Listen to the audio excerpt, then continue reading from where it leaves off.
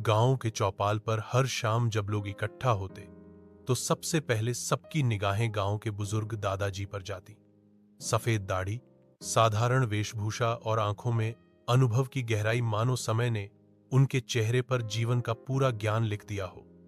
बच्चे, जवान और बूढ़े सब उनकी बातों को ध्यान से सुनते, क्योंकि उनके शब्द केवल कहानियां नहीं बल्कि अनुभव से निकली हुई सच्चाइयां होती थी।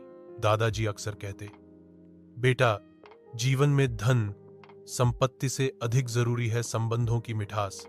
पैसा तो आज है, कल नहीं, पर रिश्ते यदि संभाल कर रखो तो कठिन से कठिन समय में भी सहारा बनते हैं। गांव के युवाओं को वे मेहनत और ईमानदारी का महत्व समझाते। उनका मानना था कि शॉर्टकट से मिली सफलता टिकती नहीं, जबकि परिश्रम से पाया गया फल हमेशा संतोष देता है। वे प्रकृति के साथ तालमेल की भी सीख देते। कहते, धरती मां है, उसका कर्ज कभी चुकाया नहीं जा सकता। जितना लो उतना लौटाने की कोशिश करो। पेड़ लगाओ, जल बचाओ और जमीन से जुड़कर जियो।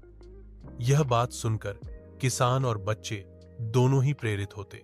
उनकी एक और गहरी बात थी, क्रोध और अहंकार सबसे बड़ा शत्रु है। वे समझाते कि क्रोध में लिया गया निर्णय हमेशा हानि पहुंचाता है। इंसान को नम्र रहना चाहिए, क्योंकि झुका हुआ वृक्ष ही फल देता है। बुजुर्ग यह भी कहते कि हर पीढ़ी का कर्तव्य है कि अगली पीढ़ी को संस्कार और ज्ञान दे। पढ़ाई लिखाई जरूरी है, पर उससे भी ज्यादा जरूरी है